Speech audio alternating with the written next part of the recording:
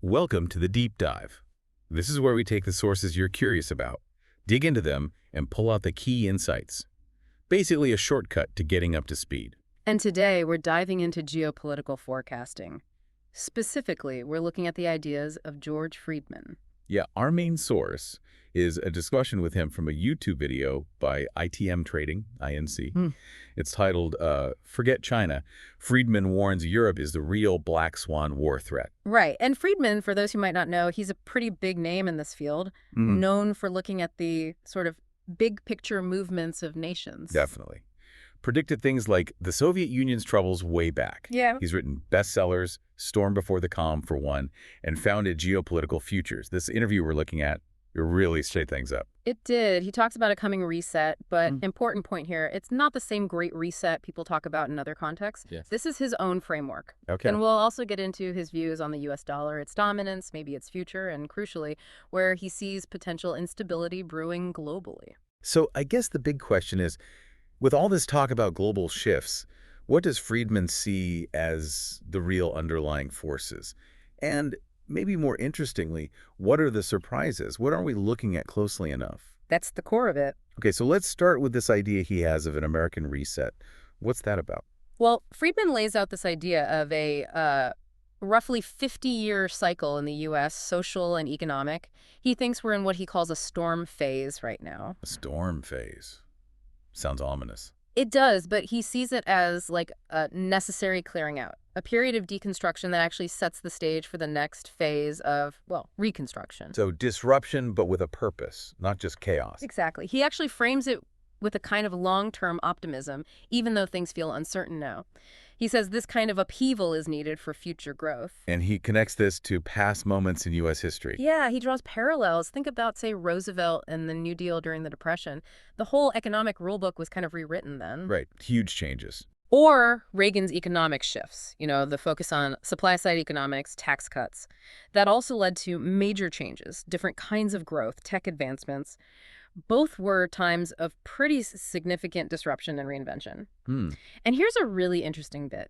He looks at leaders like, say, Donald Trump, and suggests that these presidencies, which might seem like outliers, are actually part of this pattern. Leaders emerging during these crisis periods to, well, try and engineer new solutions when society is really changing. So the current feeling of uncertainty, the political turbulence, Friedman would say this is maybe par for the course in this cycle. Pretty much. He frames it as a typical phase. You have to dismantle the old before you can build the new.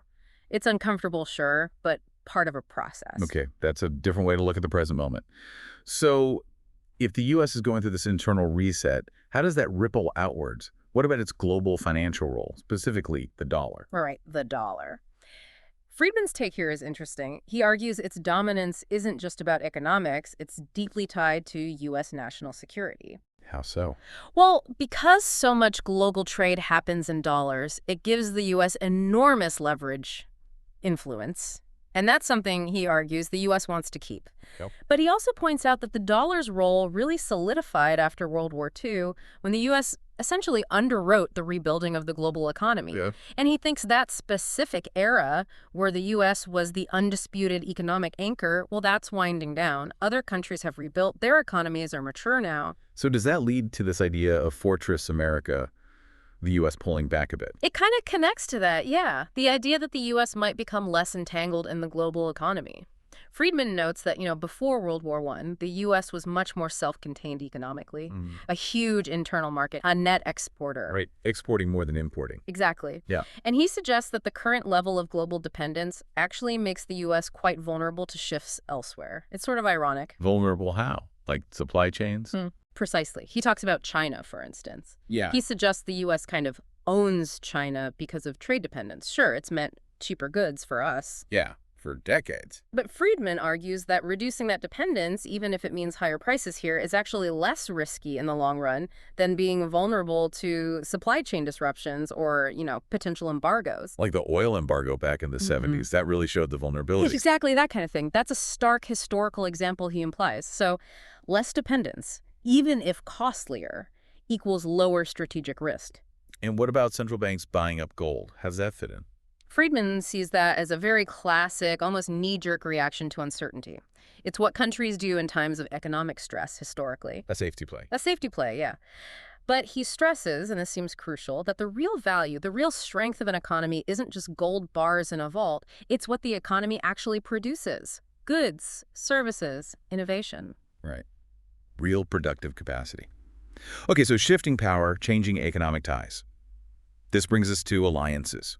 We see new ones forming, Yeah. like India and the UK getting closer. Yeah. Countries are definitely looking to diversify their partnerships, not put all their eggs in one basket. But Mhm. Friedman has a particularly surprising take on the traditional European alliance, NATO. What does he say about NATO? He essentially argues it's obsolete. Obsolete. Wow, that's bold. Why? Two main reasons, according to them. First, he doesn't believe Russia is a credible threat to invade Western Europe anymore. Okay, that's a controversial point right now, obviously. Right. And second, he argues that European nations actually have the capacity to defend themselves if they chose to. Hmm. Does he factor in, like, the current situation in Ukraine or the fears in Eastern Europe? Yeah. It seems like Russia is acting aggressively. He acknowledges the complexities, but his core argument seems focused on the large-scale conventional threat to Western Europe specifically being diminished. Then he adds another layer, the internal challenge within Europe.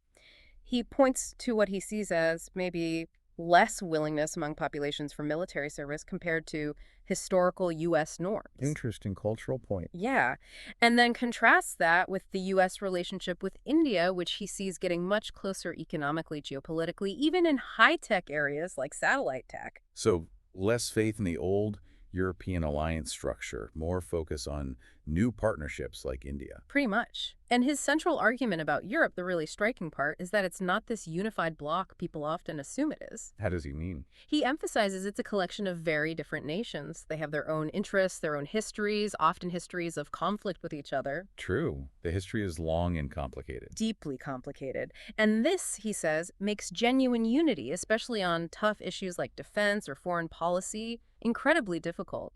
He apparently used a phrase like Europe being a house built on sand because of these internal fault lines. A house built on sand. That's quite a statement. What specific problems does he highlight? Well, he doesn't mince words. He basically describes the EU as lacking a truly unified foreign policy, lacking decisive leadership. And NATO, he says, its original job is done.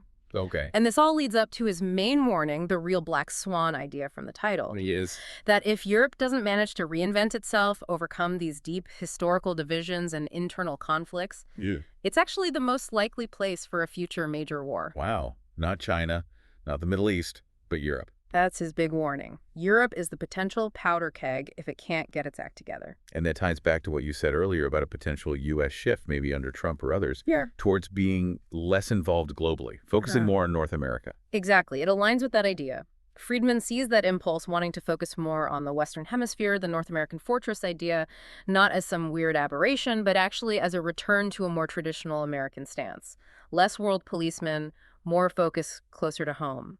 Okay, so speaking of closer to home, North America, what about Canada? There are always underlying questions about the U.S.-Canada relationship, integration, even separatist talk sometimes in Canada. Yeah, his view on Canada is quite interesting, actually. He suggests the U.S. doesn't necessarily want Canada to be more integrated or dependent. Oh, He argues the U.S. actually prefers Canada to be a truly independent player, capable of handling its own security and trade without leaning too heavily on the U.S. so a strong, independent Canada is better for the U.S. That seems to be his perspective. And he brings up the Mexican president's idea, too, this concept of a North American fortress. Right, emphasizing the shared geography, the Yeah. potential for more continental self-reliance and security.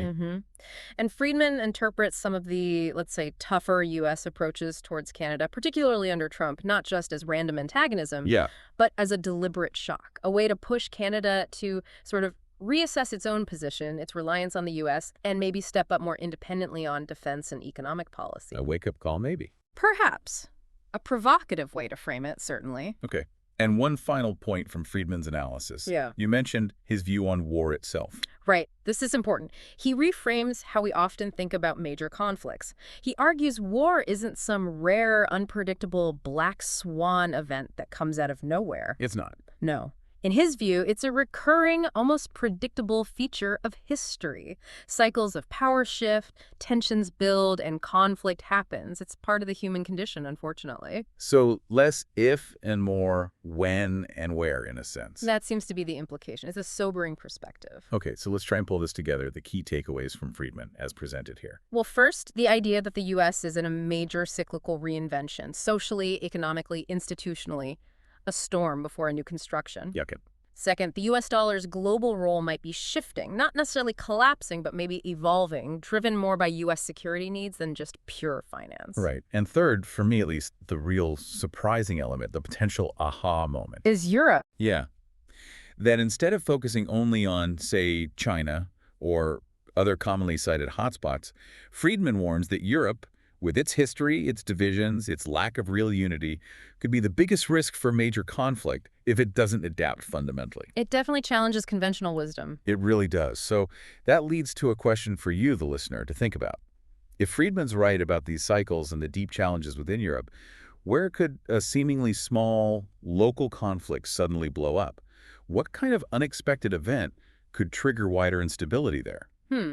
Something to really mull over. And if you want to dig deeper into George Friedman's analysis yourself, you can check out his work at Geopolitical Futures. That's geopoliticalfutures.com. Lots more detail there. Definitely worth exploring. And one final thought to leave you with. Given Europe's long, tangled, often violent history, how fragile is the current peace, really? What seemingly minor dispute, what unexpected spark, could ignite something much larger across the continent?